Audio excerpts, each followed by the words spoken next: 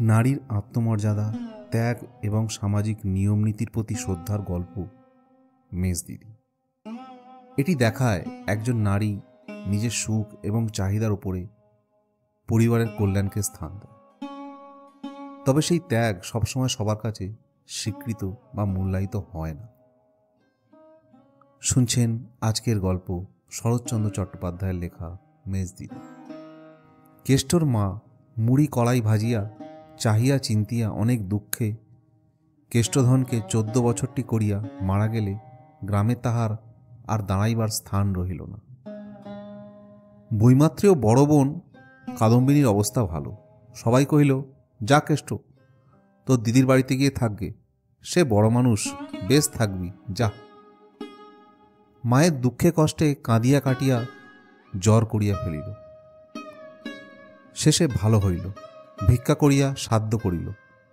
তারপর ন্যাড়া মাথায় একটি ছোট পুটলি সম্বল করিয়া দিদির বাড়ি রাজহাটে আসিয়া উপস্থিত হইল। দিদি তাহাকে চিনিত না। পরিচয় পাইয়া এবং আগমনের হেতু শুনিয়া একেবারে অগ্নিমূর্তি হইয়া উঠিল। সে নিজের নিয়মে ছেলেপুলে লইয়া ঘর সংসার পাতিয়া বসিয়াছিল। অকস্মাৎ এ কি উৎপাত! পাড়ার যে বুড়ো মানুষটি কেষ্টকে পথ চিনাইয়া সঙ্গে আসিয়াছিল, তাহাকে কাদম্বিনী খুব কড়া কড়া দুচার কথা শুনাইয়া দিয়া কহিল, ভারী আমার মাসিমার কুটুমকে ডেকে এনেছেন ভাত মাড়াতে। সৎমাকে উদ্দেশ্য করিয়া বলিল, বজ্জাত মাগি, জানতে একদিনও খোঁজ নিল না, এখন মরে গিয়ে ছেলে পাঠিয়ে তত্ত্ব করছে। যাও বাপু, তুমি পরের ছেলে, ফিরিয়ে নিয়ে যাও, এসব ঝঞ্ঝাট আমি পোয়াতে পারবো না। বুড়ো জাতিতে নাপিত। কেষ্টর মাকে ভক্তি করিয়া মা ঠাকুরেন বলিয়া ডাকিত। তাই এই উক্তিটুকুতে হাল ছাড়িল না। কাকুতি মিনতি করিয়া বলিল, দিদি ঠাকুরন, লক্ষ্মীর ভাড়াত তোমার কত দাসদাসী, অতিথি, ফকির, কুকুর, বেড়াল এ সংসারে পাত পেতে মানুষ হয়ে যাচ্ছে। এ ছোঁড়া দুমুটো খেয়ে বাইরে পড়ে থাকলে তুমি জানতেও পারবে না। বড় শান্ত সুবোধ ছেলে দিদি ঠাকুরন, ভাই বলে না নাও, নিও না। দুঃখী অনাথ বামুনের ছেলে বলেও বাড়ির কোণে একটু ঠাঁই দাও দিদি। এ স্বস্তিতে পুলিশের দারোগার মন ভেজে। কাদম্বিনী মেয়ে মানুষ মাত্র, কাজেই সে তখনকার মতো চুপ করিয়া রহিল। বুড়ো কেষ্টকে আড়ালে ডাকিয়া দুটো সলা পরামর্শ দিয়া চোখ মুছিয়া বিদায় লইল। কেষ্ট আশ্রয় পাইল। কাদম্বিনীর স্বামী নবীন মুখুজ্জে ধান চালের আড়ত ছিল। তিনি বেলা 12টার পর বাড়ি ফিরিয়া কেষ্টকে বক্র কটাক্ষে নিরীক্ষণ করিয়া প্রশ্ন করিলেন, এটি কে? কাদম্বিনী মুখ ভার করিয়া জবাব দিল, তোমার বড় কুটুম গো, বড় কুটুম। নাও, খাওয়াও, পড়াও, মানুষ করো, পরকালের কাজ হোক। নবীন সৎ শাশুড়ির মৃত্যু সংবাদ পাইয়াছিলেন, ব্যাপারটা বুঝিলেন। কহিলেন, বটে, বেশ নধর গোলগাল দেহটি তো। স্ত্রী কহিলেন, বেশ হবে না কেন? বাপ আমার বিষয় আশয় সব কিছু রেখে গিয়েছিলেন, সে সমস্তই মাগি ওর গহ্বরে ঢুকিয়েছে। আমি তো তার একটি কানাকড়িও পেলুম না। বলা বাহুল্য, এই বিষয় আশায় একখানি মাটির ঘর এবং তৎসংলগ্ন একটি বাতাবি নেবুর গাছ। ঘরটিতে বিধবা মাথা গুজিয়া থাকিতেন এবং নেবুগুলি বিক্রি করিয়া ছেলের স্কুলের মাহিনা যোগাইতেন। নবীন রোষ চাপিয়া বলিলেন, খুব ভালো, খুব ভালো। কাদম্বিনী কহিলেন, ভালো নয় আবার? বড় কুটুম যে গো, তাকে তার মতো রাখতে হবে তো। এতে আমার পাঁচু গোপালের বড়াতে একবেলা জুটুক না জুটুক তাই ঢের, নইলে অখ্যাতিতে দেশে ভরে যাবে। বলিয়া পাশের বাড়ির দোতলা ঘরের বিশেষ একটা খোলা জানলার প্রতি রোষকষিত লোচনে অগ্নিদৃষ্টি নিক্ষেপ করিলেন। এই ঘরটা তার মেজজা হেমাঙ্গিনীর। কেষ্ট বারান্দার একধারে ঘাড় হেঁট করিয়া বসিয়া লজ্জায় মরিয়া যাইতেছিল। কাদম্বিনী ভাঁড়ারে ঢুকিয়া একটা নারিকেলের মালায় একটুখানি তেল আনিয়া তাহার পাশে ধরিয়া কহিলেন, আর মরা কান্না কাঁদতে হবে না, যাও পুকুর থেকে ডুব দিয়ে এসোগে। বলি, ফুলের তেল টেল মাখা তো অভ্যাস নেই তো গো। স্বামীকে উদ্দেশ্য করিয়া চেঁচাইয়া বললেন, তুমি চান করতে যাওয়ার আগে বাবুকে ডেকে নিয়ে যাও গো, নইলে ডুবে মোলে টোলে বাড়ি শুদ্ধ লোকের হাতে পায়ে দড়ি পড়াবে। কেষ্ট ভাত খাইতে বসিয়াছিল। সে স্বভাবতই ভাতটা কিছু বেশি খাইত, তাহাতে কাল বিকাল হইতে খাওয়া হয় নাই। আজ এতখানি পথ হাঁটিয়া আসিয়াছে, বেলা হইয়াছে। নানা কারণে পাতের ভাতগুলি নিঃশেষ করিয়াও তাহার ঠিক ক্ষুধা মিটে নাই। নবীন অদূরে খাইতে বসিয়াছিলেন। লক্ষ্য করিয়া স্ত্রীকে কহিলেন, কেষ্টকে আর দুটি ভাত দাও গো। দিই বলিয়া কাদম্বিনী উঠিয়া গিয়া পরিপূর্ণ এক থালা ভাত আনিয়া সমস্তটা তাহার পাতে ঢালিয়া দিয়া উচ্চহাস্য করিয়া বলিলেন, তবেই হয়েছে। এ হাতির খোরাক নিত্য জোগাতে গেলে তো আমাদের আড়ত খালি হয়ে যাবে গো। ওবেলা দোকান থেকে 2 মণ মোটা চাল পাঠিয়ে দিও, নইলে দেউল হতে আর দেরি হবে না, তা বলে রাখছি। মর্মান্তিক লজ্জায় কেষ্টর মুখখানি আরও ঝুঁকিয়া পড়িল। সে এক মায়ের এক ছেলে। দুঃখিনী জননীর কাছে সরু চাল খাইতে পাইয়াছিল কিনা সে খবর জানি না, কিন্তু পেট ভরিয়া খাওয়ার অপরাধে কোনোদিন লজ্জায় মাথা হেঁট করিতে হয় নাই তাহা জানি। তাহার মনে পড়িল, হাজার বেশি খাইয়াও কখনো মায়ের মনে স্বাদ মিটাইতে পারে নাই। মনে পড়িল, এই সেদিনও ঘুড়িলাটায় কিনিবার জন্যে 2 মুঠো ভাত বেশি খাইয়া পয়সা আদায় করিয়া লইয়াছিল। তাহার 2 চোখের কোণে বড় বড় অশ্রুর ফোঁটা ভাতের থালার উপর নিঃশব্দে ঝরিয়া পড়িতে লাগিল। সেই ভাত মাথা গুজিয়া গিলিতে লাগিল। বাঁ হাতটা তুলিয়া মুছিতে পর্যন্ত সাহস করিল না, পাছে দিদির চোখে পড়ে। অনতিপূর্বেই মায়াকান্না কাঁদার অপরাধে বকুনি খাইয়াছিল। সেই ধমক তাহার এত বড় মাতৃশোকেরও ঘাড় চাপিয়া রাখিল। পৈতৃক বাড়িটা 2 ভাগে ভাগ করিয়া লইয়াছিল। পাশের দোতলা বাড়িটা মেজ ভাই বিপিনের। ছোট ভাইয়ের অনেকদিন মৃত্যু হইয়াছিল। বিপিনেরও ধান চালের কারবার, তাহার অবস্থাও ভালো, কিন্তু বড় ভাই নবীনের সমান নয়। তথাপি ইহার বাড়িটাই দোতলা। মেজবউ হেমাঙ্গিনী শহরের মেয়ে। সে দাসদাসী রাখিয়া লোকজন খাওয়াইয়া জাকজমকে থাকিতে ভালোবাসিত। পয়সা বাঁচাইয়া গরিবী চালে চলে না বলিয়াই বছর 4 পূর্বে 2 জাহে কলহ করিয়া পৃথক হইয়াছিল। এই অবধি প্রকাশ্য কলহ অনেকবার হইয়াছে, অনেকবার মিটিয়াছে, কিন্তু মনোমালিন্য একটি দিনের জন্য ঘুচে নাই। কারণ সে বড়জা কাদম্বিনীর একলার হাতে।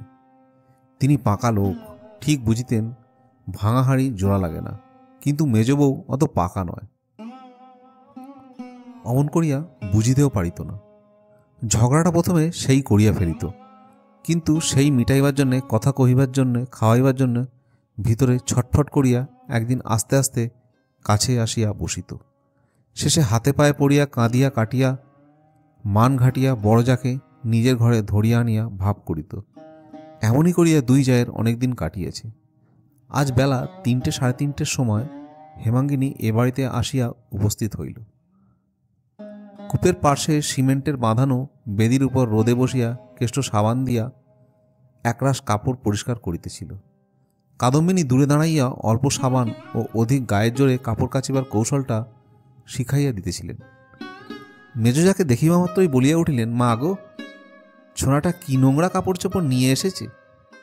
কথাটা সত্য। কেষ্ট সেই লাল পেড়ে ধুতিটা পরিয়া এবং চাদরটা গায়ে দিয়া কেহ কুটুম বাড়ি যায় না। দুটোকে পরিষ্কার করার আবশ্যক ছিল বটে, কিন্তু রজকের অভাবে ঢের বেশি আবশ্যক ছিল পুত্র পাঁচুগোপালের জোড়া 2 এবং তাহার পিতার জোড়া 2 পরিষ্কার করার। কেষ্ট আপাতত তাহাই করিতেছিল।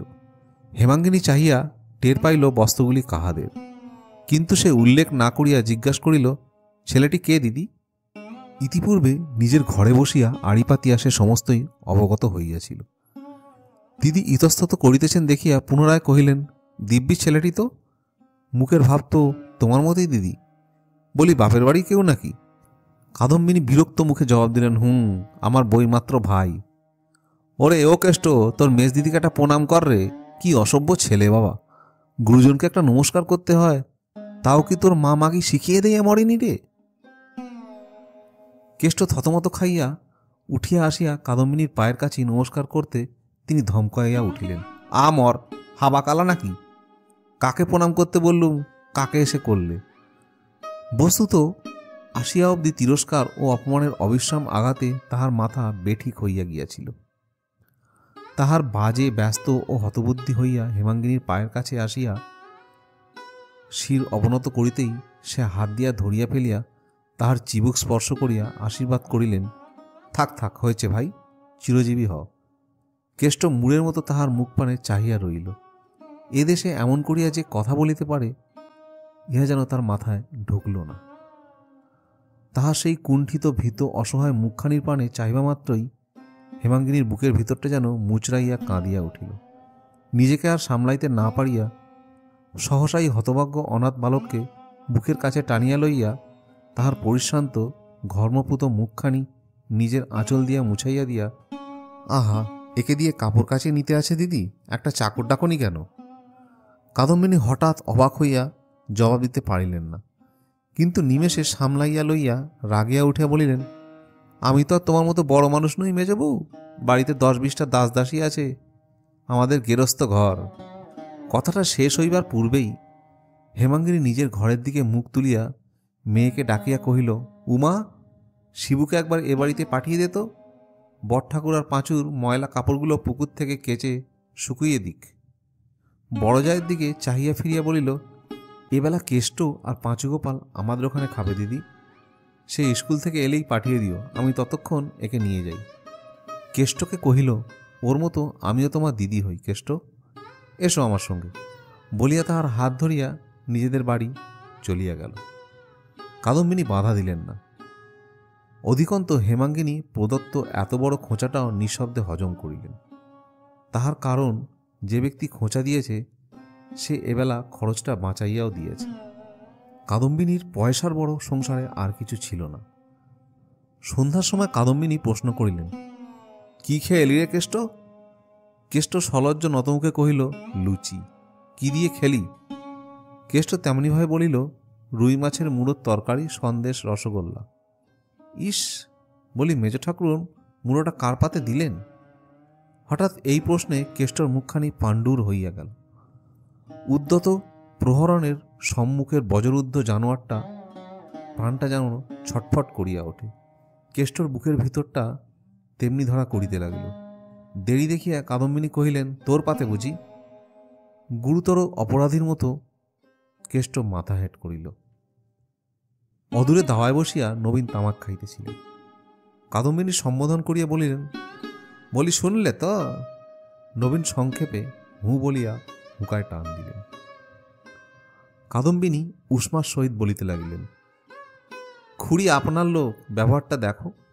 পাঁচুগোপাল আমার রুই মাছের মুড়ো বলতে অজ্ঞান, সে কি তা জানে না? তবে কোন আক্কেলে তার পাতে না দিয়ে বেনাবনে মুক্ত ছড়িয়ে দিলে? বলি, হ্যাঁ রে কেষ্ট, সন্দেশ রসগোল্লা খুব পেট ভরে খেলি, 7 জন্মে কখনো তুই এসব চোখেও দেখিসনি। স্বামীর দিকে চাহিয়া বলিলেন, যারা দুটি ভাত পেলে বেঁচে যায় তাদের পেটে লুচি সন্দেশ কি হবে? কিন্তু আমি বলছি তোমাকে, কেষ্টকে মেজগিন্নি বিগড়ে না দেয় তো আমাকে কুকুর বলে ডেকো। নবীন মৌন হইয়া রহিলেন, কারণ স্ত্রী বিদ্যমানে মেজবউ তাহাকে বিগড়াইয়া ফেলিতে পারিবে এরূপ দুর্ঘটনা তিনি বিশ্বাস করিলেন না। তাহার স্ত্রী কিন্তু স্বামীর ওপর বিশ্বাস ছিল না, বরং 16 আনা ভয় ছিল। সাদাসিধে ভালো মানুষ বলিয়া কেহ তাহাকে ঠকাইয়া লইতে পারে, সেই জন্যে ছোট ভাই কেষ্টর মানসিক উন্নতি অবনতির প্রতি সেই অবধি তিনি প্রখর দৃষ্টি পাতিয়া রাখিলেন। পরদিন হইতেই 2 চাকরের একটাকে ছাড়ানো হইল। কেষ্ট নবীনের ধান চালের আড়তে কাজ করিতে লাগিল। সেখানে সে ওজন করে, বিক্রি করে, 4-5 ক্রোশ পথ হাঁটিয়া নমুনা সংগ্রহ করিয়া আনে। দুপুরবেলা নবীন ভাত খাইতে আসিলে দোকান আগলায়। 2 দিন পরে একদিন তিনি আহারে নিদ্রা সমাপ্ত করিয়া ফিরিয়া গেলে সে ভাত খাইতে আসিয়াছিল। তখন বেলা 3টা। কেষ্ট পুকুর হইতে স্নান করিয়া আসিয়া দেখিল দিদি ঘুমাইতেছেন। তাহার তখনকার ক্ষুধার তাড়নায় বোধ করি বাঘের মুখ হইতেও খাবার কাড়িয়া আনিতে পারিত, কিন্তু দিদিকে ডাকিয়া তুলিবে সে সাহস হইল না। রান্নাঘরে দাওয়ার একধারে চুপটি করিয়া দিদির ঘুম ভাঙার আশায় বসিয়াছিল। হঠাৎ ডাক শুনিল, কেষ্ট। সে আহ্বান কি স্নিগ্ধ হইয়াই তাহার কানে বাজিল। মুখ তুলিয়া দেখিল মেজদি তাহার দোতলার ঘরের জানলার ধারে দাঁড়াইয়া আছেন। কেষ্ট একবারটি চাহিয়াই মুখ নামাইল। খানিক পরে হেমাঙ্গিনী নামিয়া আসিয়া সম্মুখে দাঁড়াইয়া জিজ্ঞেস করিলেন, কদিন দেখিনি তো, এখানে চুপ করে বসে কেন কেষ্ট? একে ক্ষুধায় অল্পেই চোখে জল আসে, তাহাতে এমন স্নেহার্দ কণ্ঠস্বর তাহার দুচোখ টলটল করিতে লাগিল। সে ঘাড় হেঁট করিয়া রহিল, উত্তর দিতে পারিল না। মেজখুড়িকে সব ছেলেমেয়েরা ভালোবাসত। তাহার গলার স্বর শুনিয়া কাদম্বিনী ছোট মেয়ে ঘর হইতে বাহির আসিয়াই চেঁচাইয়া বলিল, কেষ্ট মামা, রান্নাঘরে তোমার ভাত ঢাকা আছে, খাও গে, মা খেয়ে দিয়ে ঘুমোচ্ছে। হেমাঙ্গিনী অবাক হইয়া কহিলেন, কেষ্টর এখনো খাওয়া হয়নি? তোর মা খেয়ে ঘুমোচ্ছে কি রে? হ্যাঁ কেষ্ট, আজ এত বেলা হলো কেন? কেষ্ট ঘাড় হেঁট করিয়াই রহিল। টুনি তাহার জবাব দিল, কেষ্ট মামার রোজ তো এমনই বেলাই হয়, বাবা খেয়ে দিয়ে দোকানে ফিরে গেলে তবে তো খেতে আসে। হেমাঙ্গিনী বুঝিলেন কেষ্টকে দোকানের কাজে লাগানো হইয়াছে, তাহাকে বসাইয়া খাওয়ানো হইবে এ আশা অবশ্য তিনি করেন নাই। কিন্তু একবারই বেলার দিকে চাহিয়া, একবারই ক্ষুধা ও তৃষ্ণার আর্ত শিশুদেহের পানে চাহিয়া তাহার চোখ দিয়া জল পড়িতে লাগিল। আঁচলে চোখ মুছিতে মুছিতে তিনি বাড়ি চলিয়া গেলেন। মিনিট দুই পরে এক বাটি দুধ হাতে ফিরিয়া আসিয়া রান্নাঘরে ঢুকিয়াই শিহরিয়া মুখ ফিরিয়া দাঁড়াইলেন। কেষ্ট খাইতে বসিয়াছে। একটা পিতলের থালার উপর ঠান্ডা শুকনো ডালা পাকানো ভাত, একপাশে একটুখানি ডাল ও কি একটু তরকারির মতো। দুধটুকু পাইয়া তাহার মলির মুখখানি হাসিতে ভরিয়া গেল।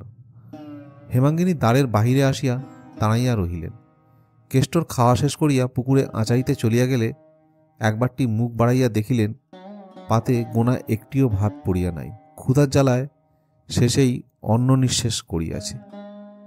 হেমাঙ্গিনীর ছেলে ললিত প্রায় সেই বয়সী। নিজের অবর্তমানে নিজের ছেলেকে এই অবস্থায় হঠাৎ কল্পনা করিয়া কান্নার ঢেউ তাহার কণ্ঠ পর্যন্ত ফেনাইয়া উঠিল। তিনি সেই কান্না চাপিতে চাপিতে বাড়ি চলিয়া গেলেন। সর্দি উপলক্ষ করিয়া হেমাঙ্গিনীর মাঝে মাঝে জ্বর হইত। দিন দুই থাকিয়া আপনিই ভালো হইয়া যাইত। দিন কয়েক পরে এমনি একটুখানি জ্বর বোধ হওয়ায় সন্ধ্যার পর বিছানায় পড়িয়াছিলেন। ঘরে কেহ নাই। হঠাৎ মনে হইল কে যেন অতি সন্তর্পণে কবাটের আড়ালে দাঁড়াইয়া উঁকি মারিয়া দেখিতেছে। ডাকিলেন, কে রে ওখানে দাঁড়িয়ে? ললিত। কেহ সাড়া দিল না। আবার ডাকিতে আড়াল হইতে জবাব আসিল, আমি। আমি কে রে? আয় ঘরে এসে বস। কেষ্ট সসংকোচে ঘরে ঢুকিয়া দেওয়াল ঘেঁষিয়া দাঁড়াইল। হেমাঙ্গিনী উঠিয়া বসিয়া সস্নেহে কাছে ডাকিয়া জিজ্ঞেস করিলেন, কেন রে কেষ্ট? কেষ্ট আরও একটু সরিয়া আসিল। মলিন কোঁচার খোঁট খুলিয়া দুই আধ পাকা পেয়ারা বাহির করিয়া বলিল, জ্বরের উপর খেতে বেশ লাগে। হেমাঙ্গিনী সাগ্রহে হাত বাড়াইয়া বলিলেন, কোথায় পেলি রে? আমি কাল থেকে লোকের কত খোসামত করছি, কেউ এনে দিতে পারিনি বলিয়া পেয়ারা শুদ্ধ কেষ্টর হাতখানি ধরিয়া কাছে বসাইলেন। কেষ্ট লজ্জায় আহ্লাদে আরক্ত মুখ হেঁট করিয়া রহিল। যদিও এটা পেয়ারার সময় নয়, হেমাঙ্গিনী খাইবার জন্য ব্যাকুল হইয়া ওঠেন নাই। তথাপি এই দুটি সংগ্রহ করিয়া আনিতে দুপুরবেলা সমস্ত রোদটা কেষ্টর মাথার উপর দিয়া বহিয়া গিয়াছিল। হেমাঙ্গিনী জিজ্ঞেস করিলেন, হ্যাঁ কেষ্ট, কে তোকে বললে আমার জ্বর হয়েছে? কেষ্ট জবাব দিল না। কে বললে রে আমি পেয়ারা খেতে চেয়েছি? কেষ্ট তাহারও কোনো জবাব দিল না। সে যে সেই মুখ হেঁট করিল আর তুলিতেই পারিল না। ছেলেটি যে অতিশয় লাজুক ও ভীরু স্বভাব হেমাঙ্গিনী তাহা পূর্বেই টের পাইয়াছিল। তখন তাহার মাথায় মুখে হাত বুলাইয়া দিয়া আদর করিয়া দাদা বলিয়া ডাকিয়া আরও কত কি কৌশলে তাহার ভয় ভাঙাইয়া অনেক কথা জানিয়া লইলেন।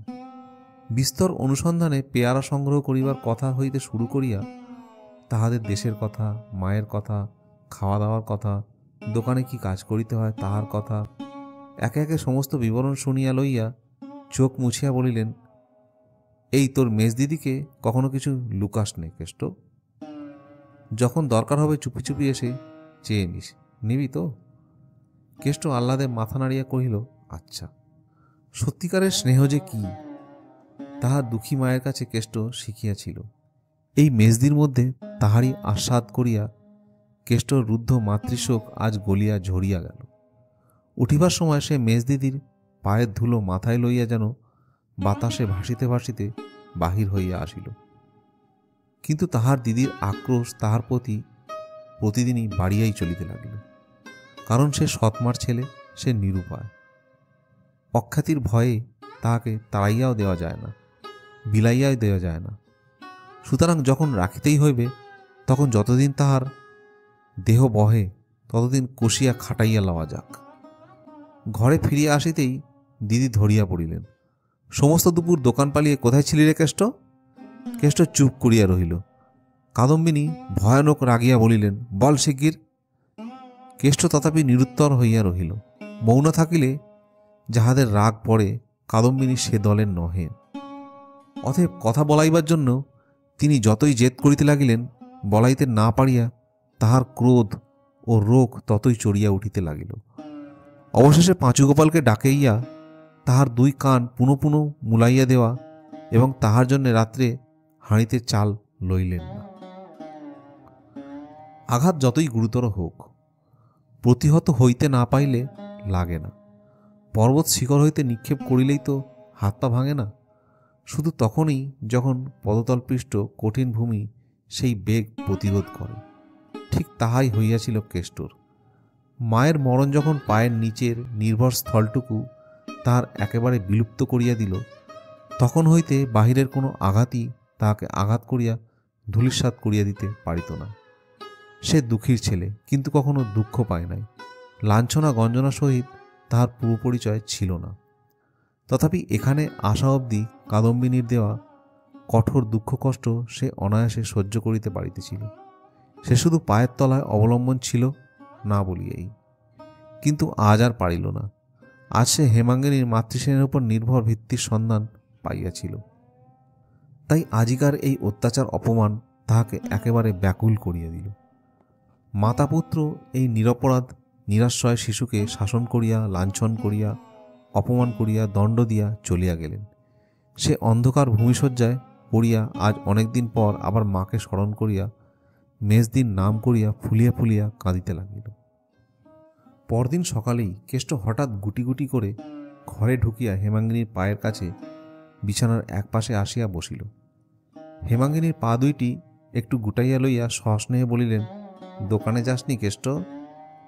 এইবার যাব। দেরি করিস নে দাদা, এই বেলা যা, নইলে এক্ষুনি আবার গালাগালি করবে। কেষ্টর মুখ একেবারে আরক্ত, একবার পাণ্ডুর হইল। যাই বলিয়া সে উঠিয়া দাঁড়াইল। একবার ইতস্তত করিয়া কি একটা বলিতে গিয়া আবার চুপ করিল। হেমাঙ্গিনী তাহার মনের কথা যেন বুঝিলেন। বলিলেন, কিছু বলবি আমাকে রে? কেষ্ট মাটির দিকে চাহিয়া অতি মৃদু স্বরে বলিল, কাল কিছু খাইনি মেজদি। কাল থেকে খাসনি? বলিস কি কেষ্ট? কিছুক্ষণ পর্যন্ত হেমাঙ্গিনী স্থির হইয়া রহিলেন। তারপর দুই চোখ জলে পূর্ণ হইয়া গেল। সেই জল ঝরঝর করিয়া ঝরিতে লাগিল। তাহার হাত ধরিয়া টানিয়া আর একবার কাছে বসাইয়া একটি একটি করিয়া সব কথা শুনিয়া লইয়া বলিলেন, কাল রাত্রি কেন এলি নে? কেষ্ট চুপ করিয়া রহিল। হেমাঙ্গিনী আঁচলে চোখ মুছিয়া বলিলেন, আমার মাথা দিব্যি রইল রে ভাই। আজ থেকে আমাকে তোর সেই মরা মা বলে মনে করবি। যথাসময় সমস্ত কথা কাদম্বিনীর কানে গেল। তিনি নিজের বাড়ি হইতে মেজবউকে ডাক দিয়া বলিলেন, ভাইকে কি খাওয়াতে পড়াতে পারি নে? তুমি অত কথা তাকে গায়ে পড়ে বলতে গেছ? কথার ধরন দেখিয়া হেমাঙ্গিনীর গা জ্বলিয়া উঠিল। কিন্তু সে ভাব গোপন করিয়া বলিলেন, যদি গায়ে পড়েই বলে থাকি তাতেই বা দোষ কি? কাদম্বিনী প্রশ্ন করিলেন, তোমার ছেলেটিকে ডেকে এনে আমি যদি এমন করে বলি, তোমার মানটি থাকবে কোথায় শুনি? তুমি এমন করে নাই দিলে আমি তাকে শাসন করি কি করে বলো দেখি? হেমাঙ্গিনী আর সহ্য করিতে পারিল না। বলিল, দিদি, 15-16 বছর একসঙ্গে ঘর করছি, তোমাকে আমি চিনি। পেটে মেরে আগে তোমার নিজের ছেলেকে শাসন করো, তারপর পরের ছেলেকে শাসন করো, তখন গায়ে পড়ে কথা কইতে যাব না। কাদম্বিনী অবাক হইয়া বলিলেন, আমার পাঁচুগোপালের সঙ্গে ওর তুলনা? দেবতার সঙ্গে বানরের তুলনা? এরপরে আরও কি কি যে তুমি বলে বেড়াবে তাই ভাবি মেজবউ। মেজবউ উত্তর দিল, কে দেবতা কে বাঁদর সে আমি জানি, কিন্তু আমি আর কিছুই বলবো না দিদি। যদি বলি তো এই যে তোমার মতো নিষ্ঠুর, তোমার মতো বেহায়া মেয়ে মানুষ আর সংসারে নেই। বলিয়া তিনি প্রত্যুত্তরের অপেক্ষা না করিয়াই জানালা বন্ধ করিয়া দিলেন। সেই দিন সন্ধ্যার প্রাক্কালে, অর্থাৎ কর্তার ঘরে ফিরিবার সময়টিতে বড় বউ নিজের বাড়ির উঠানে দাঁড়াইয়া দাসীকে উপলক্ষ করিয়া উচ্চকণ্ঠে তর্জন গর্জন আরম্ভ করিয়া দিলেন। যিনি রাত দিন করছেন তিনিই এর বিহিত করবেন। মায়ের চেয়ে মাসির দরদ বেশি। আমার ভাইয়ের মর্ম আমি বুঝিনি, বোঝে পড়ে, কখনো ভালো হবে না। ভাই বোনে ঝগড়া বাঁধিয়ে দিয়ে দাঁড়িয়ে দাঁড়িয়ে মজা দেখলে ধম্ম সইবে না, তা বলে দিচ্ছি, বলিয়া তিনি রান্নাঘরে ঢুকিয়া গেলেন। উভয় জায়ের মধ্যে এই ধরনের গালিগালাজ সাপ সাপান্ত অনেকবার অনেক রকম করিয়া হইয়া গিয়েছে, কিন্তু আজ ঝাঁঝটা কিছু বেশি। অনেক সময় হেমাঙ্গিনী শুনিয়াও শুনিত না, বুঝিয়াও গায়ে মাখিত না, কিন্তু আজ নাকি তাহার দেহটা খারাপ ছিল। তাই উঠিয়া আসিয়া জানলায় দাঁড়িয়া কহিল, এর মধ্যেই চুপ করলে কেন দিদি? ভগবান হয়তো শুনতে পাননি, আর খানিকক্ষণ ধরে আমার সর্বনাশ কামনা করো। বট ঠাকুর ঘরে আসুক, তিনিও শুনুন। ইনি ঘরে এসে শুনুন, এর মধ্যেই হাঁপিয়ে পড়লে চলবে কেন? কাদম্বিনী উঠোনের ওপর ছুটিয়া আসিয়া মুখ উঁচু করিয়া চেঁচাইয়া উঠিলেন, আমি কি কোনো সর্বনাশীর নাম মুখে এনেছি? হেমাঙ্গিনী স্থিরভাবে জবাব দিল, মুখে আনবে কেন দিদি? মুখে আনবার পাত্রী তুমি নও তো, কিন্তু তুমি কি ঠাওড়াও? একা তুমি শেয়ানা, আর পৃথিবী শুধু সবাই ন্যাকা। ঠেস দিয়ে দিয়ে কার কপাল ভাঙছ সে কি কেউ টের পায় না? কাদম্বিনী এবার নিজ মূর্তি ধারণ করিলেন, মুখ ভ্যাংচাইয়া হাত পা নাড়িয়া বলিলেন, টের পেলেই বা যে দোষে থাকবে তারই গায়ে লাগবে, আর একা তুমিই টের পাও, আমি পাইনি। কেষ্ট যখন এলো সাত চড়ে রাগ করতো না, যা বলতো মুখ বুঝে তাই করতো। আজ দুপুরবেলা কার জোরে কি জবাব দিয়ে গেল জিজ্ঞেস করে দেখো ওই প্রসন্নর মাকে, বলিয়া দাসীকে দেখাইয়া দিল। প্রসন্নর মা কহিল, সে কথা সত্যি মেজ বৌমা। আজ সে ভাত ফেলে উঠে যেতে মা বললেন, এই পিণ্ডি না গিললে যখন জমের বাড়ি যেতে হবে তখন তোর এত তেজ কিসের জন্যে? সে বলে গেল, আমার মেজদি থাকতে কাউকে ভয় করিনি। কাদম্বিনী সদর্পে বলিলেন, কেমন হলো তো? কার জোরে এত তেজ শুনি? আজ আমি স্পষ্ট করে বলে দিচ্ছি মেজ বউ, তুমি ওকে 100 বার ডেকো না, আমাদের ভাই বোনদের কথার মধ্যে থেকো না। হেমাঙ্গিনী আর কথা কহিল না। কেঁচো সাপের মতো চক্র ধরিয়া কামড়াইয়াছে শুনিয়া তাহার বিস্ময়ের পরিসীমা রহিল না। জানলা হইতে ফিরিয়া আসিয়া চুপ করিয়া ভাবিতে লাগিল, কত বেশি পীড়নের দ্বারাও ইহা সম্ভব হইতে পারে।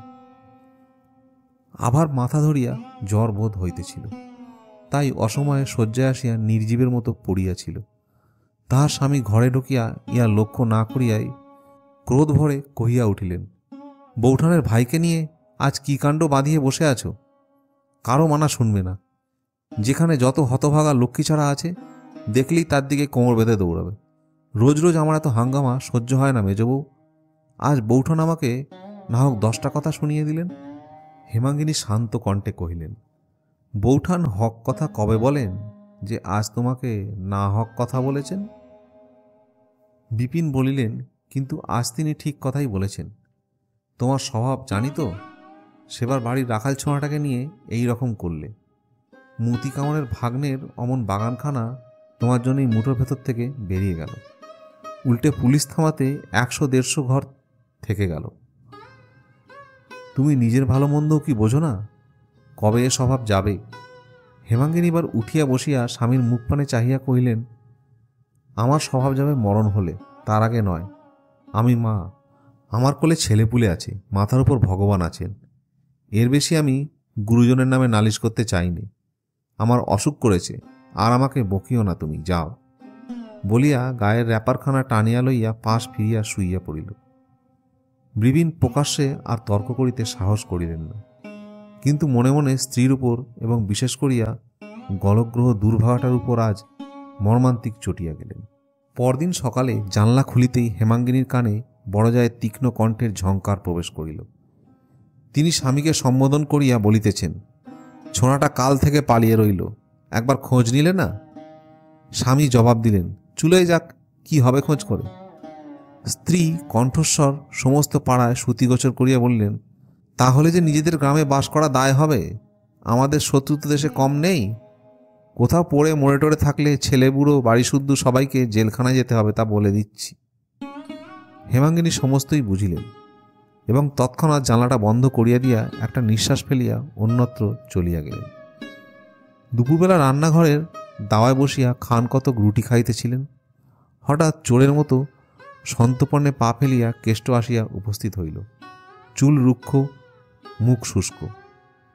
কোথায় পালিয়েছিলি রে কেষ্ট? পালাইনি তো, কাল সন্ধ্যার পরে দোকানে শুয়েছিলুম, ঘুম ভেঙে দেখি দুপুর রাত্রির। খিদে পেয়েছে মেজদি, ও বাড়িতে খেগে যা বলিয়া হেমাঙ্গিনী নিজের রুটির থালায় মনোযোগ করিলেন।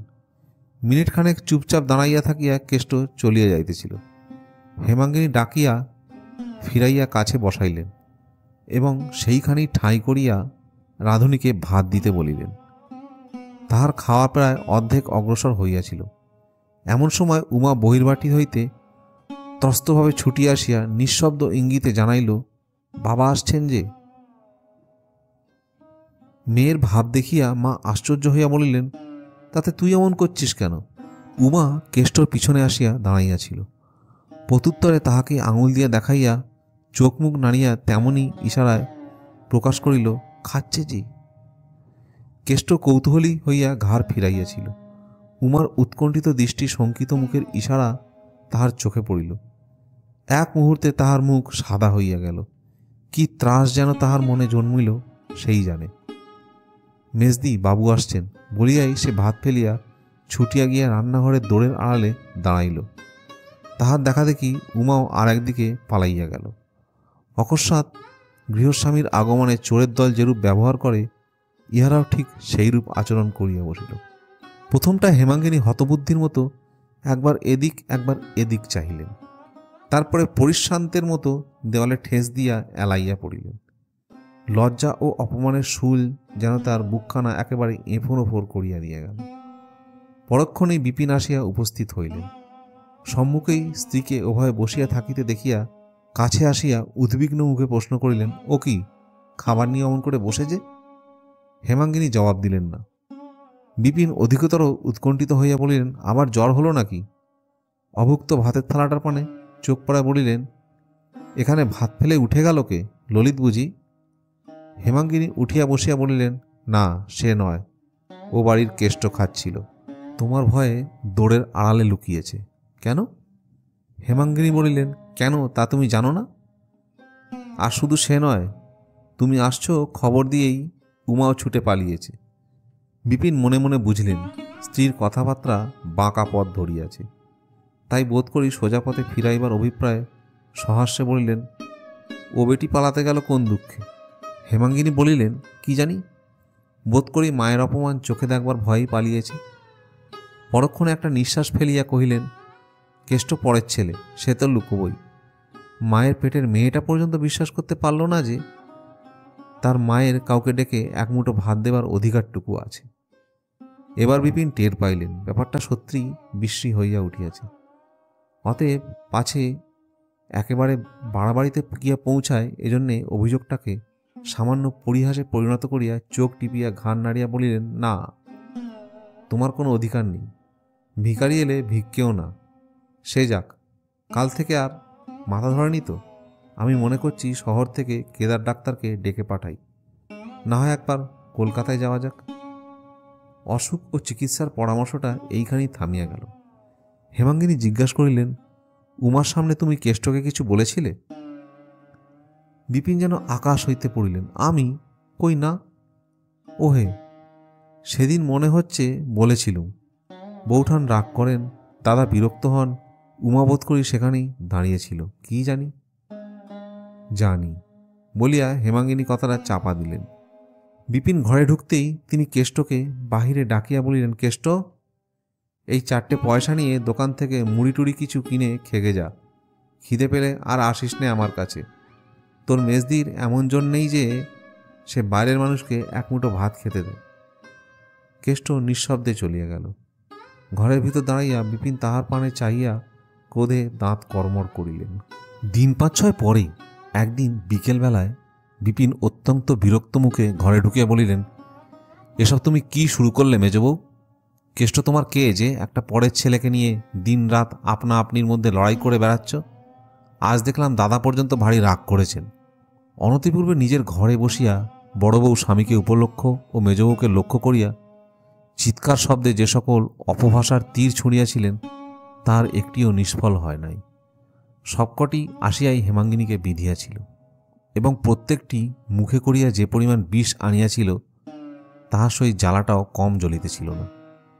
কিন্তু মাঝখানে ভাসুর বিদ্যমান থাকায় হেমাঙ্গিনী সহ্য করা ব্যতীত প্রতিকারের পথ পাইতেছিল না।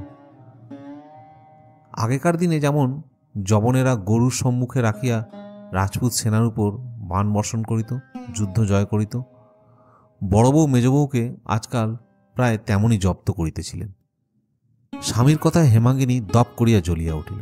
কহিল, বলো কি, তিনি পর্যন্ত রাগ করেছেন? এত বড় আশ্চর্যের কথা শুনলে হঠাৎ বিশ্বাস হয় না যে।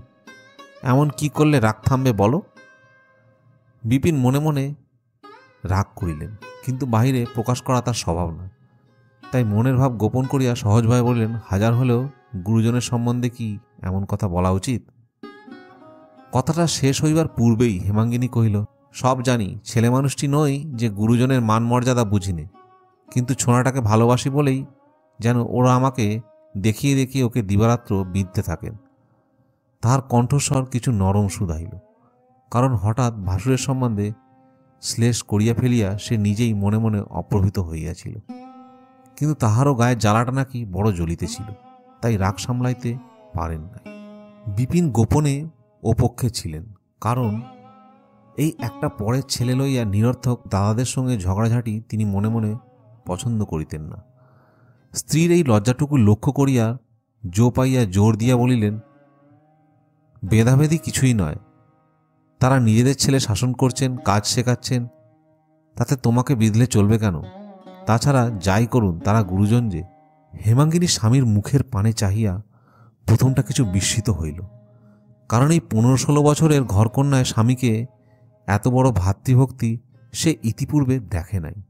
কিন্তু পরমুহূর্তেই তাহার সর্বাঙ্গ ক্রোধে জ্বলিয়া উঠিল। কহিল, তারা গুরুজন, আমিও মা। গুরুজন নিজের মান নিজে নিঃশেষ করে আনলে আমি কি দিয়ে তা ভর্তি করব? বিপিন কি একটা জবাব বোধ করি দিতে যাইতেছিল, থামিয়া গেলেন। দ্বারের বাহিরে কুণ্ঠিত কণ্ঠের বিনম্র ডাক শোনা গেল, মেজদি। স্বামী স্ত্রীতে চোখাচোখি হইল। স্বামী একটু হাসিলেন, তাহাতে প্রীতি বিকর্ণ হইল না। স্ত্রী অধরে ওষ্ঠ চাপিয়া কবাটের কাছে সরিয়া আসিয়া নিঃশব্দে কেষ্টর মুখের পানে চাহিতেই সে আহ্লাদে গলিয়া গিয়া প্রথমেই যা মুখে আসিল কহিল, কেমন আছো মেজদি? হেমাঙ্গিনী এক মুহূর্ত কথা কহিতে পারিল না। যাহার জন্য স্বামী স্ত্রীতে এই বিবাদ হইয়া গেল, অকস্মাৎ তাহাকেই সম্মুখে পাইয়া বিবাদের সমস্ত বিরক্তটা তাহারই মাথার উপর গিয়া পড়িল। হেমাঙ্গিনী অনুচ্চ কণ্ঠস্বরে বলিলেন, এখানে কি? কেন তুই রোজ রোজ আসিস বলতো? কেষ্টর বুকের ভিতরটা যেন ধক করিয়া উঠিল। এই কঠোর কণ্ঠস্বরটা সত্যিই এত কঠোর শোনাইল যে হেতুই আর যাই হোক, বস্তুত যে সস্নেহ পরিহাস নয় বুঝিয়া লইতে এই দুর্ভাগ্য বালকটারও বিলম্ব হইল না। ভয়ে বিস্ময়ে লজ্জায় মুখখানা তাহার কালিমাখা হইয়া গেল। কহিল, দেখতে এসেছি। বিপিন হাসিয়া বলিলেন, দেখতে এসেছে তোমাকে? এ হাসি যেন দাঁত ভ্যাংচাইয়া হেমাঙ্গিনীকে অপমান করিল। সে দলিতা ভুজাঙ্গিনীর মতো স্বামীর মুখে পানে একটিবার চাহিয়াই চোখ ফিরাইয়া লইয়া কহিল, এখানে আর তুই আসিস নে, যা। আচ্ছা বলিয়া কেষ্ট তাহার মুখের কালি হাসি দিয়া ঢাকিতে গিয়া সমস্ত মুখ আরও কালো ও বিশ্রী বিকৃত করিয়া আধোমুখে চলিয়া গেল। সেই বিকৃতির কালো ছায়া হেমাঙ্গিনী নিজের মুখের উপর লইয়া স্বামীর পানে আর একবার চাহিয়া দ্রুতপদে ঘর ছাড়িয়া বাহির হইয়া গেল। দিন 5-6 হইয়া গেল, হেমাঙ্গিনীর জ্বর ছাড়ে নাই। কাল ডাক্তার বলিয়া গিয়েছেন সর্দি বুকে বসিয়াছে। সন্ধ্যার দ্বীপ সবেমাত্র জ্বালা হইয়াছিল। ললিত ভালো কাপড় জামা পরিয়া ঘরে ঢুকিয়া কহিল, মা, দত্তদের বাড়ি পুতুল নাচ হবে, দেখতে যাব? মা একটুখানি হাসিয়া বলিলেন, হ্যাঁ রে ললিত, তোর মা যে এই 5-6 দিন পড়ে আছে, একটিবার কাছে এসেও তো বসিসনি। ললিত লজ্জা পাইয়া শিহরের কাছে আসিয়া বসিল। মা সস্নেহে ছেলের পিঠে হাত দিয়া বলিলেন, এই অসুখ যদি না সারে, যদি আমি মরে যাই, কি করবি তুই? খুব কাঁদবি? যা, সেরে যাবে বলিয়া ললিত মায়ের বুকের উপর একটা হাত রাখিল। মা ছেলের হাতখানি হাতে লইয়া চুপ করিয়া রহিলেন। জ্বরের উপরেই স্পর্শ তাহার সর্বাঙ্গ জুড়াইয়া দিতে লাগিল। ইচ্ছা করিতে লাগিল এমন করিয়া বহুক্ষণ কাটান, কিন্তু একটু পরেই ললিত উসখুস করিতে লাগিল। পুতুল নাচ হয়তো এতক্ষণে শেষ হইয়া গিয়েছে মনে করিয়া ভিতরে ভিতরে তাহার চিত্ত অস্থির হইয়া উঠিল। ছেলের মনের কথা বুঝিতে পারিয়া মা মনে মনে হাসিয়া বলিলেন, আচ্ছা যা, দেখে আয়, বেশি রাত করিস নে যেন। না মা, এক্ষুনি ফিরে আসব বলিয়া ললিত ঘর হইতে বাহির হইয়া গেল। কিন্তু মিনিট দুই পরে ফিরিয়া আসে বলিল, মা একটা কথা বলবো। মা হাসি মুখে বলিলেন, একটা টাকা চাই তো, ওই কুলুঙ্গিতে আছে, নিগে দেখিস, বেশি নিসনে যেন। না মা, টাকা চাইনি, বলি তুমি শুনবে। মা বিস্ময় প্রকাশ করিয়া বলিলেন, টাকা চাইনে, তবে কি কথা রে? ললিত কাছে আসিয়া একটু চুপি চুপি স্বরে বলিল, কেষ্টু মামাকে একবার আসতে দেবে? ঘরে ঢুকবে না, ওই দোরগোড়া থেকে একটিবার তোমাকে দেখেই চলে যাবে। কালকেও বাইরে এসে বসেছিল, আজকেও সে বসে আছে। হেমাঙ্গিনী ব্যস্ত হইয়া উঠিয়া বসিলেন, বলিলেন, যা যা ললিত, এক্ষুনি ডেকে নিয়ে আয়। আহা, বসে আছে, তোরা কেউ আমাকে একবার জানাসনি কেন রে? ভয়ে আসতে চায় না যে, বলিয়া ললিত চলিয়া গেল। মিনিট খানেক পরে কেষ্ট ঘরে ঢুকিয়া মাটির দিকে ঘাড় বেঁকাইয়া দেওয়ালে ঠেস দিয়া দাঁড়াইল। হেমাঙ্গিনী ডাকিলেন, এসো দাদা, এসো। কেষ্ট তেমনিভাবে স্থির হইয়া রহিল। তিনি নিজে তখন উঠিয়া আসিয়া কেষ্টর হাত ধরিয়া বিছানায় উপর লইয়া গেলেন। পিঠে হাত বুলাইয়া দিয়া বলিলেন, হ্যাঁ রে কেষ্ট, বকেছিলুম বলে তোর মেজদিদিকে ভুলে গেছিস বুঝি? সহসা কেষ্ট ফুপাইয়া কাঁদিয়া উঠিল। হেমাঙ্গিনী কিছু আশ্চর্য হইলেন, কারণ কখনো কেহ তাহাকে কাঁদিতে দেখে নাই। অনেক দুঃখ কষ্ট যাতনা দিলেও সে ঘাড় হেঁট করিয়া নিঃশব্দে থাকে, লোকজনের সম্মুখে জল ফেলে না। তাহার এই স্বভাবটি হেমাঙ্গিনী জানিতেন বলিয়াই বড় আশ্চর্য হইয়া বলিলেন, ছি, কান্না কিসের? ব্যাটা ছেলেকে চোখের জল ফেলতে আছে রে? প্রত্যুত্তরে কেষ্ট কোঁচার খুঁট মুখে গুজিয়া প্রাণপণে চেষ্টায় কান্না রোধ করিতে করিতে বলিল, ডাক্তার বললে যে বুকে সর্দি বসেছে। হেমাঙ্গিনী হাসিলেন, এই জন্যে? ছি ছি, কি ছেলে মানুষ তুই রে! বলিতে বলিতে তাহার নিজের চোখ দিয়েও টপ টপ করিয়া দুফোঁটা জল গড়াইয়া পড়িল। পা হাত দিয়া মুছিয়া ফেলিয়া তাহার মাথায় একটা হাত দিয়া কৌতুক করিয়া বলিলেন, সর্দি বসেছে, বসলেই বা কী রে? যদি মরি, তুই আর ললিত তো কাঁধে করে গঙ্গায় দিয়ে আসবি, কেমন, পারবি নে? বলি, মেজবউ কেমন আছো? বলিয়া বড় বউ দোরগোড়ায় আসিয়া দাঁড়াইলেন। ক্ষণকাল কেষ্টর পানে তীক্ষ্ণ দৃষ্টিতে চাহিয়া থাকিয়া বলিলেন, এই যে ইনি এসে হাজির হয়েছেন, আবার ও কি মেজগিন্নির কাছে কেঁদে সোহাগ করা হচ্ছে যে? ন্যাকা আমার, কত ফন্দিই জানে। ক্লান্তিবশত হেমাঙ্গিনী এইমাত্র বালিশে হেলান দিয়া কাত হইয়া পড়িয়াছিলেন। তীরের মতো সোজা হইয়া উঠিয়া বসিয়া কহিলেন, দিদি, আমার 6-7 দিন জ্বর, তোমার পায়ে পড়ি, আজ তুমি যাও। কাদম্বিনী প্রথমটা থতমত খাইয়া গেলেন, কিন্তু পরক্ষণে সামলাইয়া লইয়া বলিলেন, তোমাকে তো বলিনি মেজবউ, নিজের ভাইকে শাসন করছি, তুমি এমন মারমুখী হয়ে উঠছ কেন? হেমাঙ্গিনী বলিলেন, শাসন তো দিনরাত্রিই চলবে, বাড়ি গিয়ে করো, এখানে আমার সামনে করবার দরকার নেই, করতেও দেব না। কেন, তুমি কি বাড়ি থেকে তাড়িয়ে দেবে নাকি? হেমাঙ্গিনী হাত জোর করিয়া বলিল, আমার বড় অসুখ দিদি, তোমার দুটি পায়ে পড়ি, হয় চুপ করো নয় যাও। কাদম্বিনী বলিলেন, নিজের ভাইকে শাসন করতেও পারবো না? হেমাঙ্গিনী জবাব দিল, বাড়ি গিয়ে করবে, সেই আজ ভালো করেই হবে। আমার নামে লাগান ভাজান করা আজ বার করব। বজ্জাত মিথ্যুক কথাকার। বললুম, গরুর দড়ি নেই কেষ্ট, 2 আঁটি পাট কেটে দে।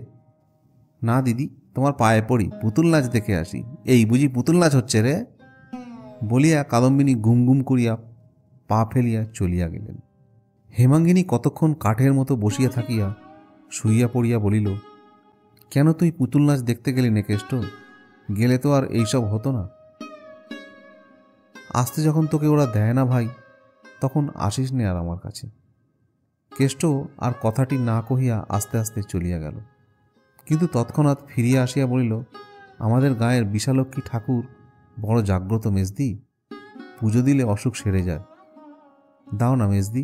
এইমাত্র নিরর্থক ঝগড়া হইয়া যাওয়ায় হেমাঙ্গিনীর মনটা ভারী বিগড়াইয়া গিয়াছিল। ঝগড়াঝাটি তো হয়ই, সেজন্যে নয়, এমন একটা রসালো ছুতো পাইয়া এই দুর্ভাগ্যের দুর্দশা যে কিরূপ হইবে, আসলে সেই কথাটা মনে মনে তোলপাড় করিয়া তাহার বুকের ভিতরটা ক্ষোভে ও নিরুপায় আক্রোশে জ্বলিয়া উঠিয়াছিল। কেষ্ট ফিরিয়া আসিতেই হেমাঙ্গিনী উঠিয়া বসিল। এবং কাছে বসাইয়া গায়ে হাত বুলাইয়া দিয়া কাঁদিয়া ফেলিল।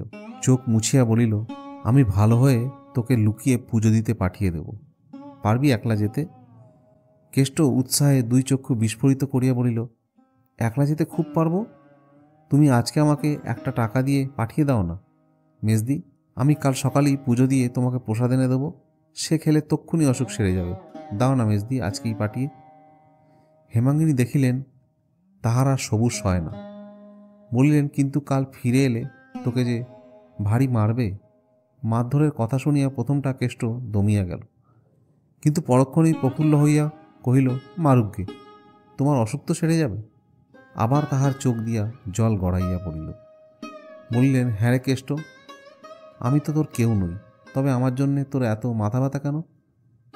এ প্রশ্নের উত্তর কেষ্ট কোথায় পাইবে? সে কি করিয়া বুঝাইবে? তাহার পীড়িত আর্দ্র হৃদয় দিবারাত্র কাঁদিয়া কাঁদিয়া তাহার মাকে খুঁজিয়া ফিরিতেছে।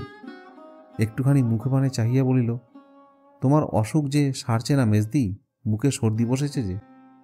হেমাঙ্গিনী এবার একটু হাসিয়া বলিলেন, আমার সর্দি বসেছে তাতে তোর কি? তোর এত ভাবনা হয় কেন? কেষ্ট আশ্চর্য হইয়া বলিল, ভাবনা হবে না মেজদি, বুকে সর্দি বসে যে বড় খারাপ। অসুখ যদি বেড়ে যায় তাহলে তোকে ডেকে পাঠাবো, কিন্তু না ডেকে পাঠালে আর আসিস নে ভাই। কেন মেজদি? হেমাঙ্গিনী দৃঢ়ভাবে মাথা নাড়িয়া বলিলেন, না, তোকে আর আমি এখানে আসতে দেব না। না ডেকে পাঠালেও যদি আসিস তাহলে ভারী রাগ করব। কেষ্ট মুখপানে চাহিয়া সভয়ে জিজ্ঞেস করিল, তাহলে বলো কাল সকালে কখন ডেকে পাঠাবে? কাল সকালেই আবার তোর আসা চাই? কেষ্ট অপবিত হইয়া বলিল, আচ্ছা সকালে না হয় দুপুরবেলা আসবো। না মেজদি। তাহার চোখে মুখে এমনই একটা ব্যাকুল অনুনয় ফুটিয়া উঠিল যে হেমাঙ্গিনী মনে মনে ব্যথা পাইলেন। কিন্তু আর তো তাহার কঠিন না হইলে নয়। সবাই মিলিয়া এই নিরীহ একান্ত অসহায় বালকের উপর যে নির্যাতন শুরু করিয়াছে, কোনো কারণে তাহার বাড়াইয়া দেওয়া চলে না। সে হয়তো সহিতে পারে, মেজদির কাছে আসা যাওয়া করিবার দণ্ড যত গুরুতর হোক সে সহিতে পারবে, কিন্তু তাই বলিয়া তিনি নিজে কি করিয়া সহিবেন? হেমাঙ্গিনীর চোখ ফাটিয়া জল আসিতে লাগিল। তথাপি তিনি মুখ ফিরাইয়া রুক্ষস্বরে বলিলেন, বিরক্ত করিস নে কেষ্ট, যা এখান থেকে। ডেকে পাঠালে আসিস, নইলে যখন তখন এসে আমাকে বিরক্ত করিস না। না, বিরক্ত করিনি তো, বলিয়া ভীত লজ্জিত মুখখানি হেঁট করিয়া তাড়াতাড়ি কেষ্ট উঠিয়া গেল। এইবার হেমাঙ্গিনীর দুই চোখ বহিয়া প্রসবনের মতো জল ঝরিয়া পড়িতে লাগিল। তিনি সুস্পষ্ট দেখিতে লাগিলেন এই নিরুপায় অনাথা ছেলেটা মা হারাইয়া তাকে মা বলিয়া আশ্রয় করিতেছে। তাহার আঁচলেই অল্প একটুখানি মাথায় টানিয়া লইবার জন্য কাঙালের মতো কি করিয়াই না বেড়াইতেছে। হেমাঙ্গিনী চোখ বুঝিয়া মনে মনে বলিলেন, কেষ্ট, মুখখানি অমন করিয়া গেলি ভাই, কিন্তু তোর যেই মেজদি তোর চেয়েও নিরুপায়, তোকে জোর করে বুকে টেনে আনবে সে ক্ষমতা যে তার নেই ভাই। উমা আসিয়া কহিল, মা, কাল কেষ্ট মামা তাগাদায় না গিয়ে তোমার কাছে এসে বসেছিল বলে জ্যাঠামশাই এমনবার মেরেছে যে নাক দিয়ে। হেমাঙ্গিনী ধমকিয়া উঠিলেন, আচ্ছা হয়েছে হয়েছে, যা তুই এখান থেকে। অকস্মাৎ ধমকানি খাইয়া উমা চমকিয়া উঠিল, আর কোনো কথা না কহিয়া ধীরে ধীরে চলিয়া যাইতেছিল। মা ডাকিয়া বলিলেন, শোন রে, নাক দিয়ে কি খুব রক্ত পড়েছিল? উমা ফিরিয়া দাঁড়াইয়া কহিল, না খুব নয়, একটুখানি। আচ্ছা তুই যা। উমা কবাটের কাছে আসিয়াই বলিয়া উঠিল, মা, এই যে কেষ্টমামা দাঁড়িয়ে রয়েছে। কেষ্ট শুনিতে পাইল। বোধ করি ইহাকে অভ্যর্থনা মনে করিয়া মুখ বাড়াইয়া সলজ্জ হাসি হাসিয়া কহিল, কেমন আছো মেজদি? ক্ষোভে দুঃখে অভিমানে হেমাঙ্গিনী ক্ষিপ্তবৎ চিৎকার করিয়া উঠিলেন, কেন এসেছিস এখানে? যা যা, শিগগির দূর হ বলছি। কেষ্ট মুড়ের মতো ফ্যালফ্যাল করিয়া চাহিয়া রহিল। হেমাঙ্গিনী অধিকতর তীক্ষ্ণ তীব্র কণ্ঠে বলিল, তবু দাঁড়িয়ে রইলে হতভাগা, গেলি নে? কেষ্ট মুখ নামাইয়া শুধু যাচ্ছি বলিয়া চলিয়া গেল। সে চলিয়া গেলে হেমাঙ্গিনী নির্জীবের মতো বিছানায় একধারে শুইয়া পড়িয়া অস্ফুটে ক্রুদ্ধস্বরে বলিয়া উঠিলেন, 100 বার বলেছি হতভাগা, আসিস নে আমার কাছে, তবু মেজদি, শিবুকে বলে দিস তো উমা, ওকে না আর ঘরে ঢুকতে দেয়। উমা জবাব দিল না, ধীরে ধীরে বাহির হইয়া গেল। রাত্রে হেমাঙ্গিনী স্বামীকে ডাকাইয়া আনিয়া কাঁদো কাঁদো গলায় বলিল, কোনোদিন তো তোমার কাছে কিছু চাইনি, আজ এই অসুখের উপর একটা ভিক্ষা চাইছি, দেবে? বিপিন সন্দিগ্ধ কণ্ঠে প্রশ্ন করিলেন, কি চাই? হেমাঙ্গিনী বলিল, কেষ্টকে আমাকে দাও, ও বেচারি বড় দুঃখী, বাপ মা নেই, ওকে ওরা মেরে ফেলছে, এ আর আমি চোখে দেখতে পাচ্ছি না। বিপিন মৃদু হাসিয়া বললেন, তা চোখ বুজে থাকলেই হয়। স্বামীর এই নিষ্ঠুর বিদ্রোহ হেমাঙ্গিনীকে শুল দিয়া বিধিল। অন্য কোনো অবস্থায় সে ইয়া সহিতে পারিত না, কিন্তু আজ নাকি তাহার দুঃখে প্রাণ বাহির হইতেছিল। তাই সহ্য করিয়া লইয়া হাত জোর করিয়া বলিল, তোমার দিব্যি করে বলছি, ওকে আমি পেটের ছেলের মতো ভালোবেসেছি, দাও আমাকে, মানুষ করি, খাওয়াই পড়াই, তারপরে যা ইচ্ছা হয় তোমাদের করো, বড় হলে আমি একটি কথাও কব না। বিপিন একটুখানি নরম হইয়া বলিলেন, ও কি আমার গোলার ধান চাল যে তোমাকে এনে দেব? পরের ভাই পরের বাড়ি এসেছে, তোমার মাঝখানে পড়ে এত দরদ কিসের জন্য? হেমাঙ্গিনী কাঁদিয়া ফেলিল। খানিক পরে চোখ মুছিয়া বলিল, তুমি ইচ্ছে করলে বট ঠাকুরকে বলে দিদিকে বলে স্বচ্ছন্দে আনতে পারো, তোমার দুটি পায়ে পড়ছি, দাও ওকে। বিপিন বলিলেন, আচ্ছা তাই যদি হয়, আমি বা এত বড় মানুষ কিসে যে তাকে প্রতিপালন করব? হেমাঙ্গিনী বলিল, তুমি আগে আমার একটা তুচ্ছ কথাও ঠেলতে না, এখন কি অপরাধ করেছি যে যখন এমন করে জানাচ্ছি, বলছি সত্যি আমার প্রাণ বের হয়ে যাচ্ছে, তবু এই সামান্য কথাটা রাখতে চাইছো না? সে দুর্ভাগা বলে কি তোমরা সকলে মিলে তাকে মেরে ফেলবে? আমি তাকে আমার কাছে আসতে বলবো, দেখি ওরা কি করেন। বিপিন এবার রুষ্ট হইলেন, বলিলেন, আমি খাওয়াতে পারবো না। হেমাঙ্গিনী কহিল, আমি পারবো। আমি কি বাড়ির কেউ নই যে নিজের ছেলেকে খাওয়াতে পারবো না? আমি কালই তাকে আমার কাছে এনে রাখবো। দিদিরা জোর করেন তো আমি তাকে থানায় দারোগার কাছে পাঠিয়ে দেব। স্ত্রীর কথা শুনিয়া বিপিন ক্রোধে অভিমানে ক্ষণকাল অবাক হইয়া থাকিয়া বলিলেন, আচ্ছা সে দেখা যাবে, বলিয়া বাহির হইয়া গেলেন। পরদিন প্রভাত হইতেই বৃষ্টি পড়িতেছিল। হেমাঙ্গিনী জানলাটা খুলিয়া দিয়া আকাশের পানে চাহিয়াছিলেন। সহসা পাঁচু গোপালের উচ্চ কণ্ঠস্বর কানে গেল।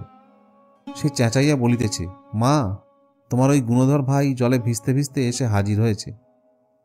খ্যাংড়া কোথায় রে? যাচ্ছি আমি, বলিয়া কাদম্বিনী হুঙ্কার দিয়া ঘর হইতে বাহির হইয়া মাথায় গামছা দিয়া দ্রুতপদে সদর বাড়িতে ছুটিয়া গেলেন। হেমাঙ্গিনীর বুকটা যেন কাঁপিয়া উঠিল। ললিতকে ডাকিয়া বলিলেন, যা তো বাবা, ও বাড়ির সদরে দেখ তো তোর কেষ্টমামা কোত্থেকে এলো। ললিত ছুটিয়া চলিয়া গেল এবং খানিক পরে ফিরিয়া আসিয়া কহিল, পাঁচুদাতাকে নাড়ুগোপাল করে মাথায় দুটো থান ইট দিয়ে বসিয়ে রেখেছে। হেমাঙ্গিনী শুষ্ক মুখে জিজ্ঞেস করিলেন, কি করেছিল সে? ললিত বলিল, কাল দুপুরবেলা তাকে তাগাদা করতে পাঠিয়েছিল গোয়ালাদের কাছে, 3 টাকা আদায় করে নিয়ে পালিয়েছিল, সব খরচ করে এই আসছে। হেমাঙ্গিনী বিশ্বাস করিলেন না, বলিলেন, কে বললে সে টাকা আদায় করেছিল? লক্ষণ গয়লা নিজে এসে বলে গেছে, বলিয়া ললিত পড়িতে চলিয়া গেল। ঘণ্টা 2-3 আর কোনো গোলযোগ শোনা গেল না। বেলা 10টার সময় রাঁধুনি খান কতক রুটি দিয়া গিয়াছিল।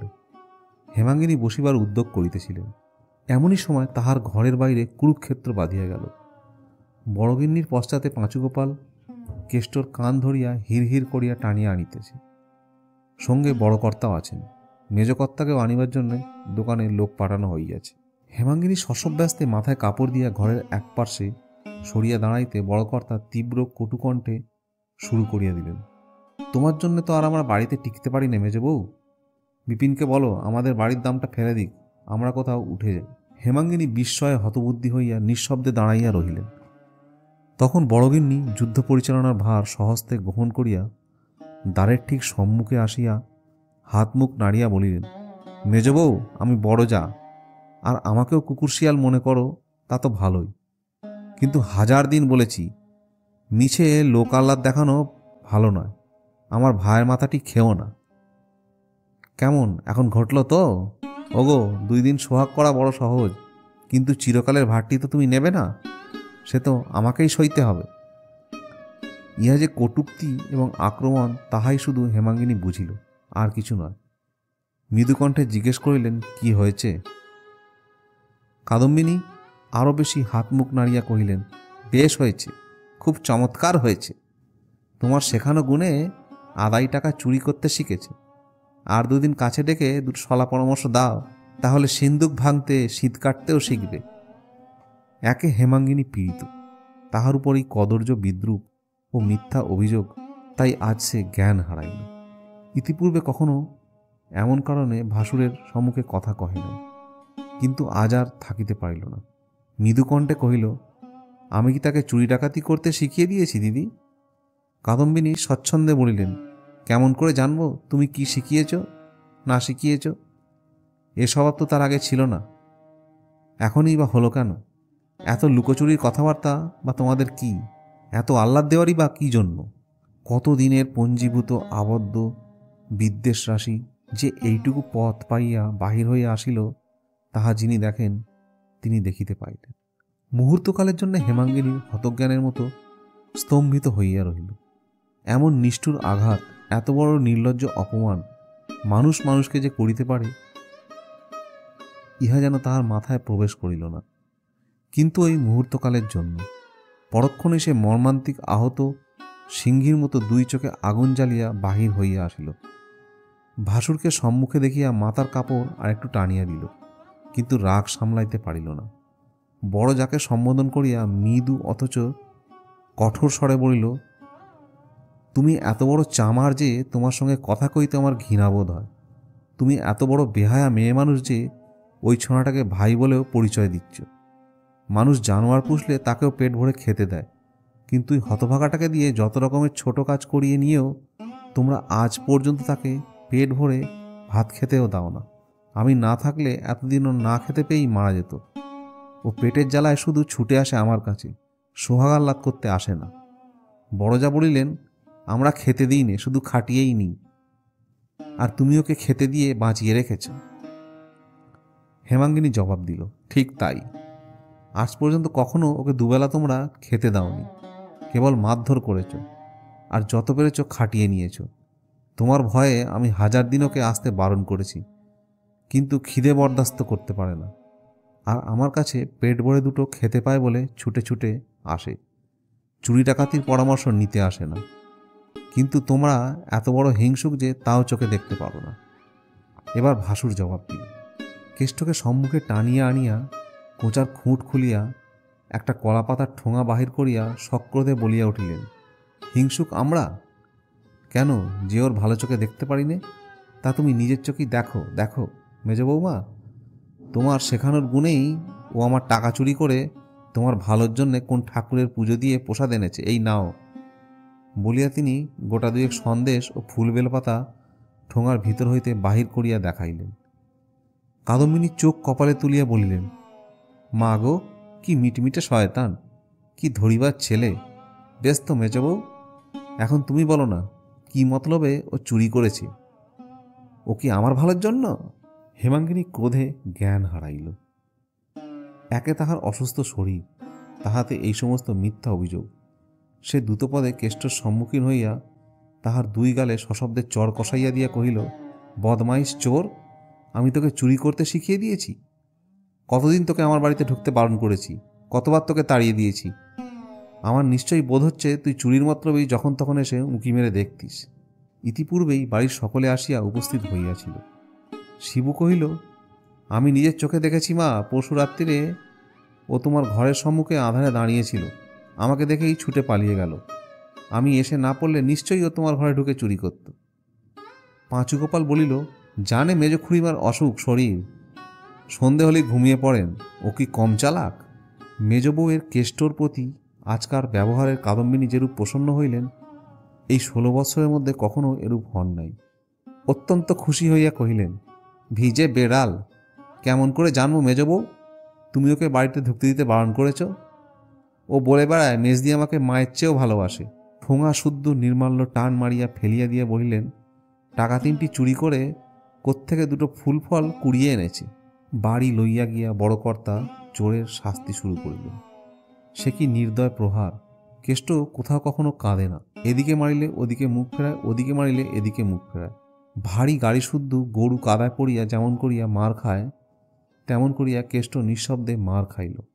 এমনকি কাদম্বিনী পর্যন্ত স্বীকার করিলেন, হ্যাঁ, মার খাইতে শিখিয়াছিল বটে, কিন্তু ভগবান জানেন এখানে আসার পূর্বে নিরীহ স্বভাবের গুণে কখনো কেহ তাহার গায়ে হাত তুলে নাই। হেমাঙ্গিনী নিজের ঘরের ভিতর হইতে সমস্ত জানলা বন্ধ করিয়া দিয়া কাঠের মূর্তির মতো বসিয়াছিলেন। উমা মার দেখিতে গিয়াছিল। ফিরিয়া আসিয়া বলিল, জ্যাঠাইমা বললেন কেষ্টমামা বড় হলে ডাকাত হবে, ওদের গায়ে কি ঠাকুর আছে? মায়ের অশ্রু বিকৃত ভগ্ন কণ্ঠস্বরে উমা চমকাইয়া উঠিল। কাছে আসিয়া ভয়ে ভয়ে জিজ্ঞেস করিলেন, কেন মা? হ্যাঁ রে, এখনও কি তাকে সবাই মিলে মারছে? বলিয়া তিনি মেজের উপর উপর হইয়া পড়িয়া কাঁদিয়া উঠিলেন। মায়ের কান্না দেখিয়া উমাও কাঁদিয়া ফেলিল। তারপর কাছে আসিয়া বসিয়া নিচের আঁচল দিয়া জননীর চোখ মুছাইয়া দিতে দিতে বলিল, পেশন্নর মা কেষ্টমামাকে বাহিরে টেনে নিয়ে গেছে। হেমাঙ্গিনী আর কথা কহিলেন না, সেইখানে তেমনি করিয়া পড়িয়া রহিলেন। বেলা 2-3টের সময় সহসা কম্প দিয়া ভয়ানক জ্বর আসিল। আজ অনেকদিন পর পথ্য করিতে বসিয়াছিলেন। সে খাবার তখনও একাধারে পড়িয়া শুকাইতে লাগিল। সন্ধ্যার পর বিপিন ও বাড়িতে বৌঠানের মুখে সমস্ত ব্যাপার অবগত হইয়া ক্রোধ ভরে স্থির ঘরে ঢুকিতেছিলেন। উমা কাছে আসিয়া ফিসফিস করিয়া বলিল, মা জ্বরে অজ্ঞান হয়ে আছে। বিপিন চমকাইয়া উঠিলেন। সে কি রে, আজ 3-4 দিন তো জ্বর ছিল না? বিপিন মনে মনে স্ত্রীকে অতিশয় ভালোবাসিতেন। কত যে বাসিতেন তাহা বছর 5 পূর্বে দাদাদের সহিত পৃথক হইবার সময় জানা গিয়াছিল। ব্যাকুল হইয়া ঘরে ঢুকিয়াই দেখিলেন তখনও তিনি মাটির উপর পড়িয়া আছেন। ব্যস্ত হইয়া শয্যায় তুলিবার জন্য গায়ে হাত দিতেই হেমাঙ্গিনী চোখ মেলিয়া এক মুহূর্ত স্বামীর মুখের পানে চাহিয়া থাকিয়া অকস্মাৎ 2 পা জড়াইয়া ধরিয়া কাঁদিয়া উঠিলেন। কেষ্টকে আশ্রয় দাও, নইলে এ জ্বর আমার সারবে না। মা দুর্গা আমাকে কিছুতেই মাপ করবেন না। বিপিন পা ছাড়াইয়া লইয়া কাছে বসিয়া স্ত্রীর মাথায় হাত বুলাইয়া সান্ত্বনা দিতে লাগলেন। হেমাঙ্গিনী বলিলেন, দেবে? বিপিন সজল চক্ষু হাত দিয়া মুছিয়া দিয়া বলিলেন, তুমি যা চাও তাই হবে, তুমি ভালো হয়ে ওঠো। হেমাঙ্গিনী আর কিছু বলিলেন না, বিছানায় উঠিয়া শুইয়া পড়িলেন। জ্বর রাত্রেই ছাড়িয়া গেল। পরদিন সকালে উঠিয়া বিপিন ইহার লক্ষ্য করিয়া পরম আহ্লাদিত হইলেন। হাত মুখ ধুইয়া কিছু জলযোগ করিয়া দোকানে বাহির হইতেছিলেন। হেমাঙ্গিনী আসিয়া বলিলেন, মার খেয়ে কেষ্টর ভারী জ্বর হয়েছে, তাকে আমি আমার কাছে নিয়ে আসছি।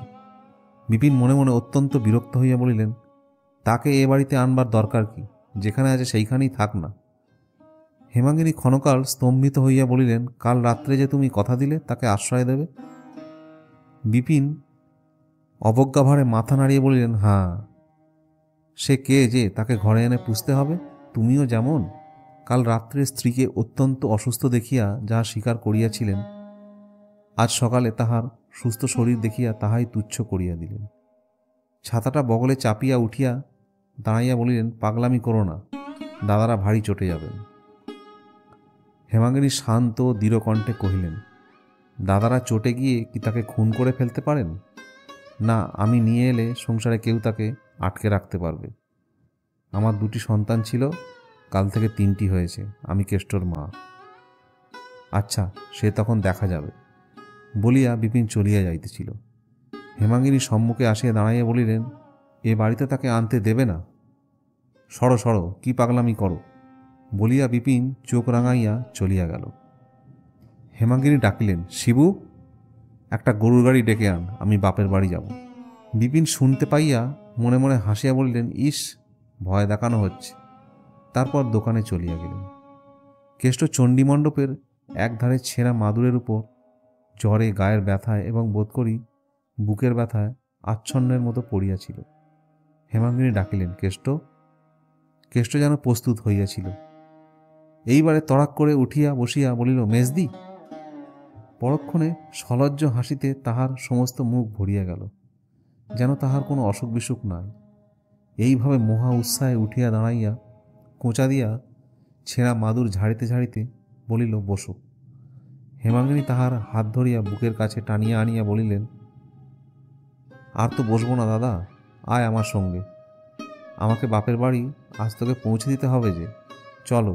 বলিয়া কেষ্ট তাহার ভাঙা ছড়িটা বগলে চাপিয়া লইয়া এবং ছেঁড়া গামছাখানা কাঁধে ফেলিল।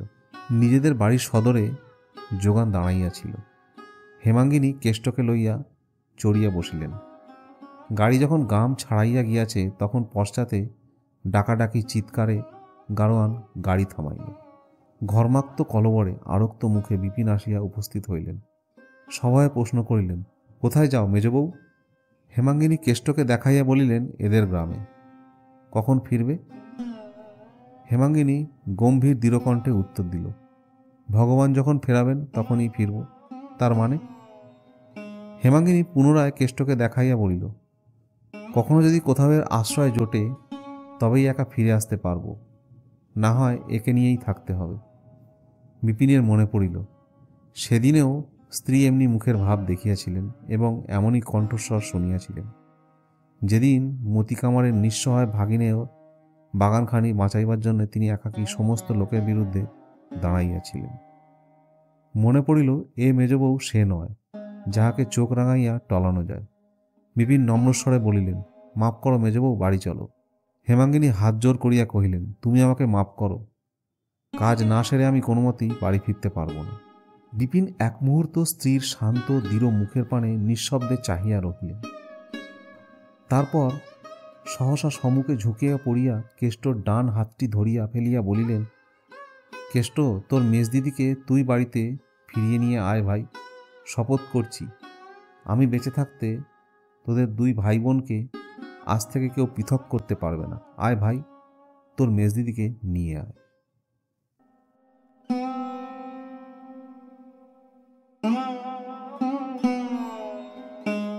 শুনছিলেন শরৎচন্দ্র চট্টোপাধ্যায়ের লেখা মেজদিদি।